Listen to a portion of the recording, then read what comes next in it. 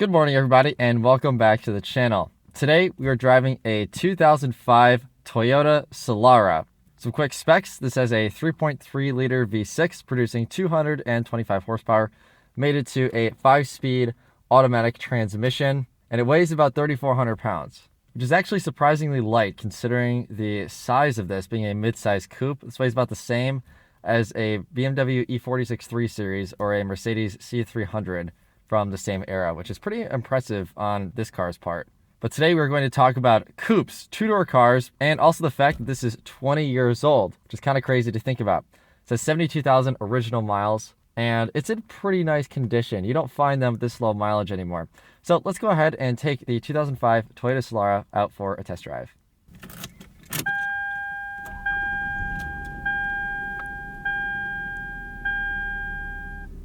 Love the chimes that this car makes. It's very classic Toyota, very nostalgic sound. So let's start off this video by talking about what the Toyota Solara is. So the Toyota Solara is basically the replacement for the Camry coupe.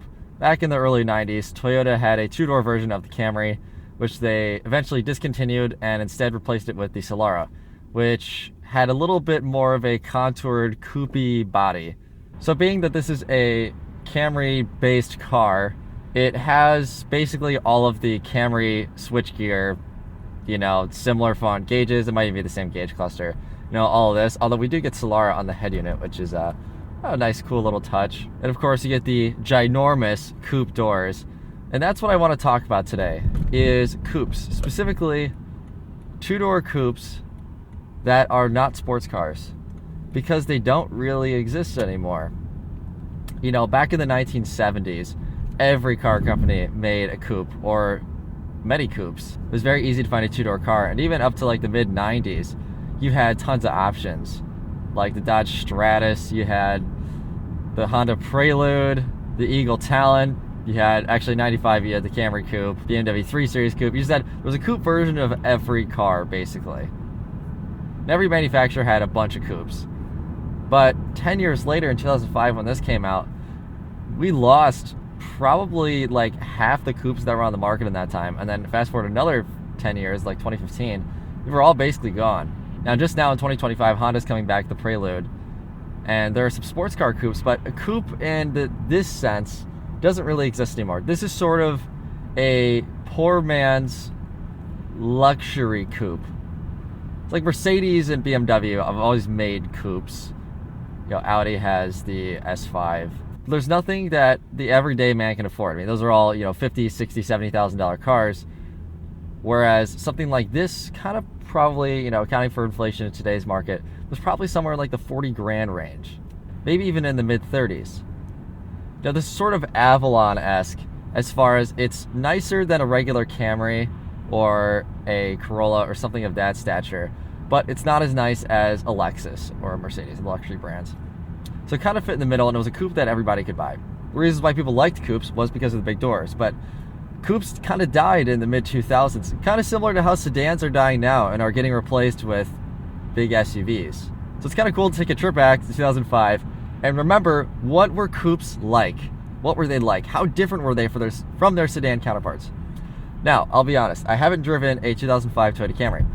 I do daily drive, as viewers of the channel know, and as not viewers of the channel are about to learn, a 2001 Toyota Camry, which is chassis code XV20. That would be the body style that basically came before the Camry that this is based on. And I have to say, hopping in here is a huge leap forward in technology. My 2001 Camry and this being an 05, it's only a 4-year difference, but it feels like a lot more than a 4-year gap as far as technology and, oh, that is a clap 7 Series. As far as technology and kind of how everything looks, feels, this kind of feels like a modern car. The gauges have chrome in them. The font is more modern, etc., etc. My Camry looks more like a 1991 Toyota Camry than it does, 05. So big leap forward there. The 5-speed automatic transmission also helps a lot as far as peppiness of this car. Ignoring that this is the V6 and my Camry has the 4-cylinder, which is about 80 horsepower difference. But just the automatic alone, having that extra speed, I mean, between 4 and 5, it really makes a pretty big difference and helping it feel a lot more like a modern car. Surprisingly though, this isn't as disconnected as I was expecting. It does have electronic throttle, so I don't have the cable throttle that I'm used to in my Camry, which is part of the reason why I really like that car. But as far as driving characteristics go, in general, steering feel, suspension feel, road feel, you're actually not as disconnected as I expected. Now, that might be partly due to this being a Solara, and maybe in the coupe, they wanted to give you a little more, as opposed to the Camry, which is for the suburban dad, whereas this was for the suburban, well, probably also suburban dad, to be honest. I will say, usually Camrys tend to have a lot of body roll, and this has some. We'll push it a little more on some curvy roads later, but it's not as floaty as I was expecting. It's actually pretty composed, and I can feel a lot what the rear end is kind of doing. So props to Toyota on the Solara. You wouldn't expect that out of this car, but it's actually quite composed. Yeah, look at that. It's actually pretty confidence inspiring.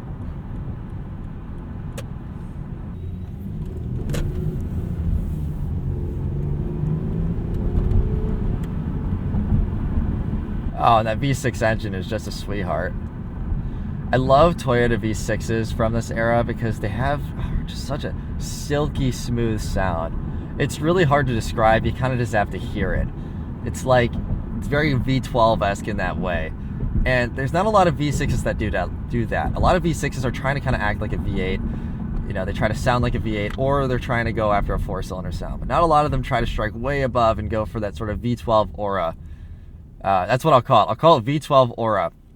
They have that silky smooth sound, and they just deliver all that great low-end torque.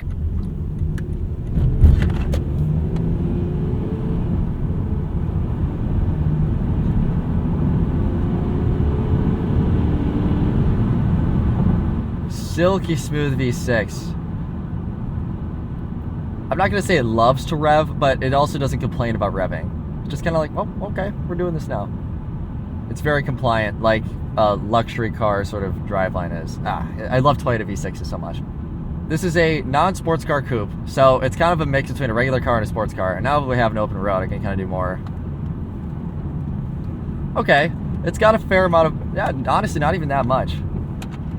I would have expected a lot more body roll out of this car, to be honest. It's very composed. The front end does get a little bit light when you start to do that. But the rear end just kind of follows along, and you can tell a lot about what the car's doing. It gives you a pretty good level of feedback, actually. I'd say even more so than my 2001 Toyota Camry, which is pretty funny. So that's probably the coupiness coming through. We're going to say that word a lot in this video. We've already said it a lot in this video.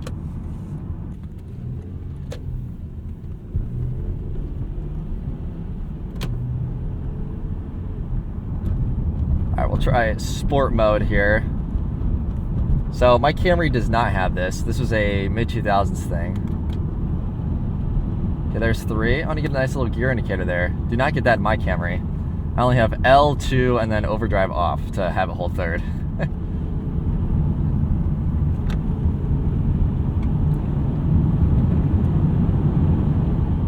Wow, it's very confidence inspiring. It communicates a lot to you. You can kind of dance with this thing.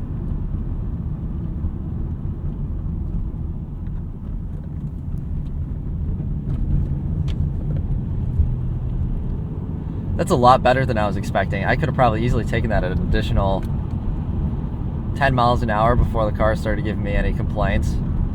So that was one thing I wasn't sure coming into this, is how sporty is it actually going to feel? I mean, it's a coupe, it's a two-door car based on a Toyota Camry, based on a normal car that's rolly and soft, but this has impressed me.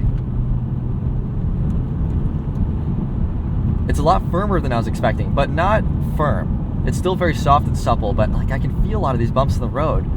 You know, the steering's a little numb, but it's not as bad as I was expecting. Like I can still kind of feel, you know, my little fingertips here on the steering wheel. I can feel what's happening.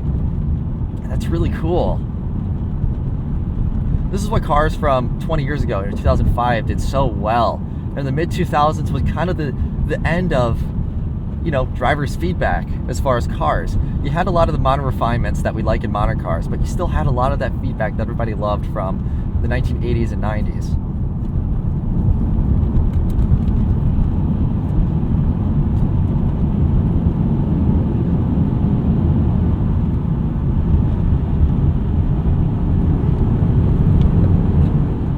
There was some, just a little bit of understeer.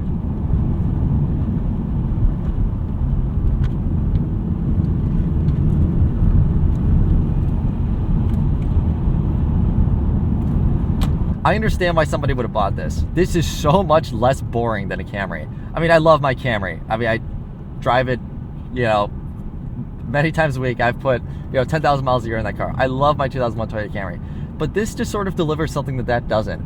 And that's just kind of general sportiness and fun. The Camry is rolly and it's fun in its own way, but like this, I can really,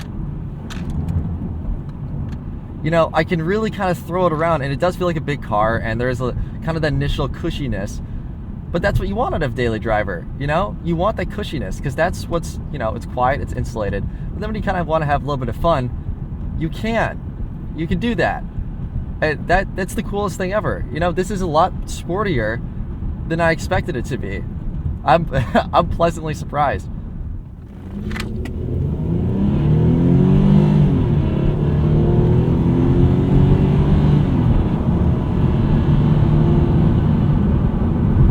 Unfortunately, the induction noise in this V6 isn't quite as good as the 90s Camry, which is something that only somebody who drives a 2000 Camry could say. Of course, mine's a 4-cylinder, but I've driven the V6 equivalent, and they have that, in the 90s they had that great induction noise, and this has some of that remnants of that, but it is a little quieter. Very small thing. I would say the rest of the benefits of this car greatly outweigh that minute trade-off. I also wonder how this would sound with an intake, and I may be the only car reviewer ever to ask what an intake would sound like on a 2005 Toyota Solara, and I'll happily wear that title. If somebody else has said it first, feel free to comment down below and let me know.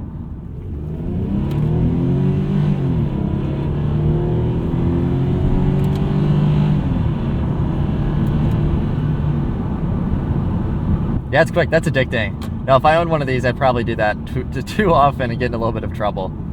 This was also sort of getting to that era where V6s and cars, regular cars, started to become really fast. And I mean, shortly after this, the Accord Coupe got like 300 horsepower, which is absolute insanity for a normal car.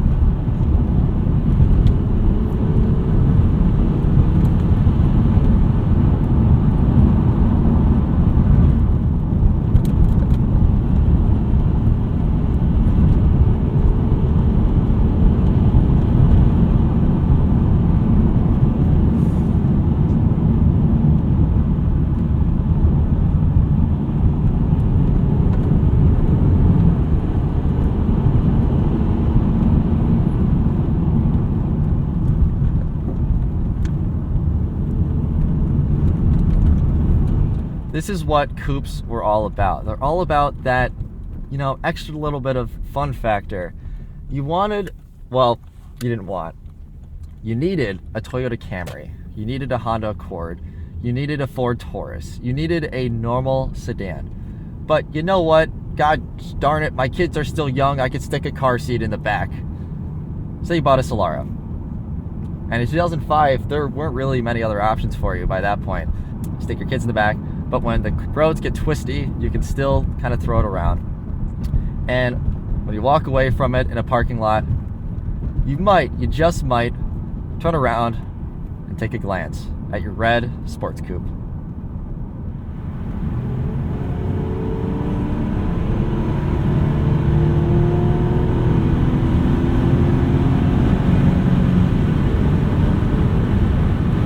We have finished our test drive of the 2005 Toyota Solara. And what a lovely car it is. Going into this, I expected this to just be a soft, kind of uninspiring luxury coupe that kind of looked cool, but otherwise was just a normal car.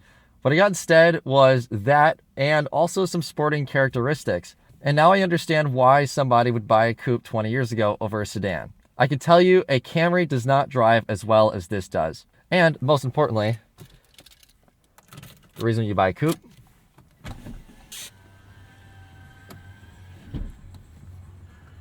need I say anything else? And with that, let's give the 2005 Toyota Solara a score.